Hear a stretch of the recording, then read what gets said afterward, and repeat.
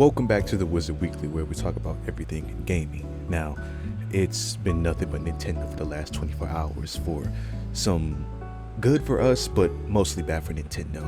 I can't make this up. So if you didn't hear the news, basically Nintendo was suing Pocket Pair, the makers of Palworld, that really Pokemon heavily inspired game that blew up back in the early stages of the year, and they're suing over some patent rights that they say that's being infringed upon with the game of Palworld. Now this caught everybody off guard, even though, for the last like 6-7 months this has been lingering in the back of everyone's mind that's played Palworld, that Pokemon said that they were going to be taking action and looking into this situation, because at first we kind of ruled out that the designs, they are really similar to Pokemon's trademark creatures that we all know and love, but given how long they let Palworld slide, and even some creators saying that they exaggerated how far they compared the two games with the creatures, we kind of thought it was going to dissolve into nothing. But obviously yesterday, Nintendo officially stated that this lawsuit seeks an injunction against infringement and compensation for damages on the ground that Palworld, a game developed and released by the defendant, infringes multiple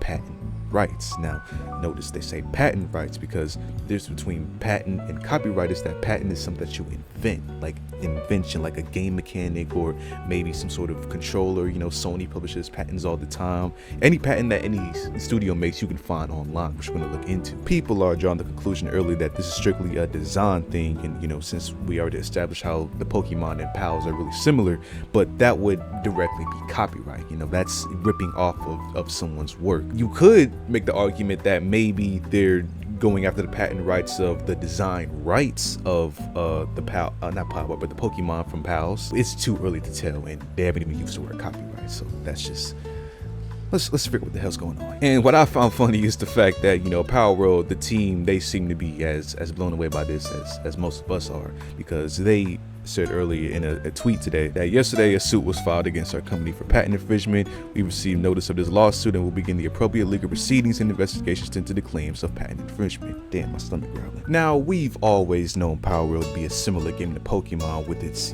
same gotta catch 'em all tactics, but with its own turning your pals into slave laborers and shooting them with guns. That whole twist was what made it fun for a lot of people that like the Pokemon premise, but wanted a more mature outlook on the game. But again, it was hard to deny that these pals, compared to the Pokemon that they obviously took heavy inspiration from, could be one of the points that Nintendo wants to go against them in with the courtroom. Like, it is true that they could possibly go the character design patent route and say that they're infringing upon all these designs. Or more notably, what they could do is go after some game designs that are registered as patents for Nintendo. Now, like I said earlier, you can look up any patent that almost any studio has, and these are all the most recent patents that Nintendo has in its company. And these range from game mechanics to vibration control systems to different game controllers that are removable from their main unit, aka the Joy-Con. So one thing that was pointed out by Nintendo fans was the fact that these two patents right here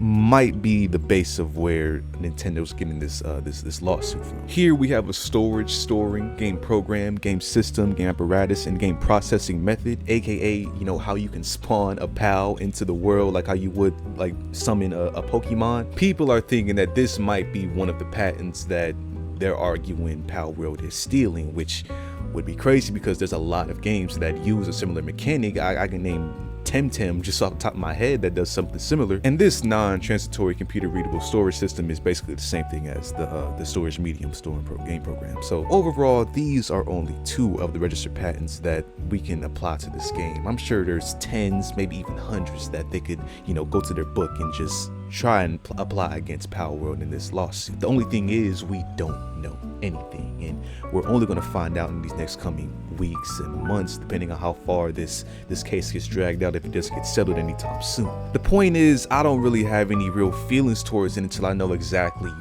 what they're patenting, because if they're going for something as simple as a game mechanic like being able to spawn your own pals, then I think that's just really pushing. Because like I've said earlier, we've already seen games that are just direct clones of Pokemon and Pokemon type games. Like I said, Temtem, this was a really popular game back when it released in 2020. Or even take it a step further and look at games like Nexomon that does the same thing and even has a mon in its name. We'll just have to wait for these documents to become public and we can actually draw a real conclusion instead of beating around the bush and just making assumptions. So we'll see about that. In the meantime, we actually, by Merlin's grace, got another Switch leak that this time gives us some physical evidence of the Switch 2 that we're looking forward to being announced in the near future. Now, of course, again, I gotta say this every time, nothing is confirmed. We don't know if this is real or not, so take everything from this next segment with a grain of salt. But even if it isn't the exact design what we're looking at, I just hope that this is close to what we're going to be getting with the next Switch console, because yesterday or 2 days ago now, a disassembled version of the Switch 2 and a bunch of 3D renders were posted on the internet, and this is what I want. An 8-inch screen, 2 USB Type-C ports, and that aforementioned magnetic Joy-Cons that were likely going to be getting with this, that they were toying around with. Overall, very similar to the Switch, which, I mean, why change what's already good? The Switch was an amazing console. The OLED Switch, at least, you know, the first version was a bunch of stick drift madness. But here they even showed us a comparison from the alleged Switch 2 screen that's 8 inches to the Switch OLED screen that's 7 inches. So a substantial screen upgrade. Now, apparently this leak showed up in a Chinese forum a couple days ago, and they even did the liberty of sharing with us a spec sheet with what we really wanted to know from the internals for the Switch 2. Now, like it says here, they refer to this as the Switch second generation model, 12 gigs of LPDDR5 memory, and 256 gigs of onboard storage. Now, they even showed us the other stuff like CPU and the microphone model, but I have no idea what all these words and numbers mean. I'm not even gonna lie to you guys and pretend I do. What I do know is that the Switch 2 is supposed to be on par with the PlayStation 4 as far as graphics level before the alleged upscaling DLSS mode that the console is also soon to be having. And I think this lines up perfectly with the amount of storage that this console, alleged console, leaps completely forward to. You know, it goes from 64 gigabytes for the Switch OLED all the way to 256 gigs with this rumored console. Because we already know from leaked documents that, you know, games like Call of Duty are finally making their way back over to Nintendo consoles, and having this edge of hardware that already runs on PlayStation 4 and Xbox One is a good thing to see. Not saying the current Switch can't somehow handle those games, because I just seen NBA 2K25 on the Switch gameplay, and that was something. For $70, I'd rather have a game that looks more comparable to the current gen version of the title instead of this.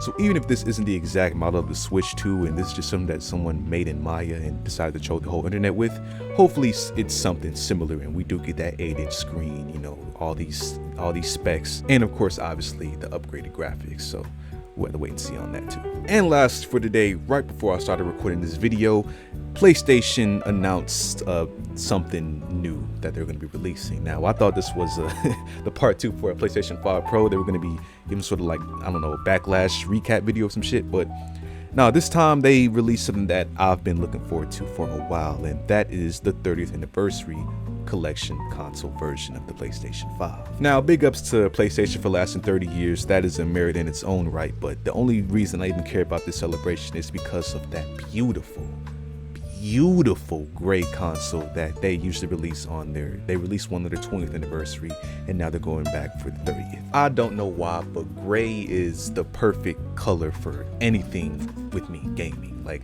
I want great controllers, I want a great console. Like, if I'm not able to get this console and be able to like switch out my PlayStation 5, I'm for sure gonna get a skin that someone made on Amazon for like $30. Like, I love the gray skin of everything, and I'm damn sure gonna get this controller somehow. I don't know how, you know, I don't know who I'm gonna have to steal it from, or, you know, summon it with my wizard magic, but I need this bad. Now, they give you a whole bunch of options to make this, you know, 30th anniversary console a special experience, like giving you these PlayStation inspired cable ties to hold your cables together, and this charger that looks just like the memory cards from PlayStation 1 and 2, a couple of stickers, and even a new design for the PlayStation Portal. This, you know, the PlayStation 5 remote play thing that requires you to have your console on whenever you use it. You know, that's for those that want one of these, they have them. They also announced that it comes with this little pouch, a poster from one of 30 designs that you get chosen randomly, and even the PlayStation 5 Pro version of the 30th anniversary. So for those that are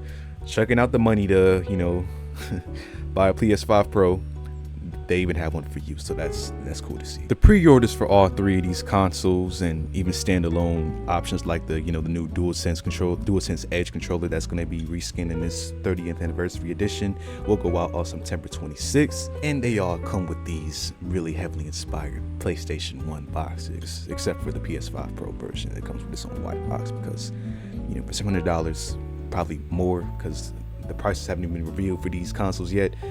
You got to get something special for the PS5 Pro, I guess. I guess that's the right deals. And even though I have no doubt these consoles are probably going to be some of the most expensive things that known to man, now that we even have the PS5 Pro in the mix, they just look so good.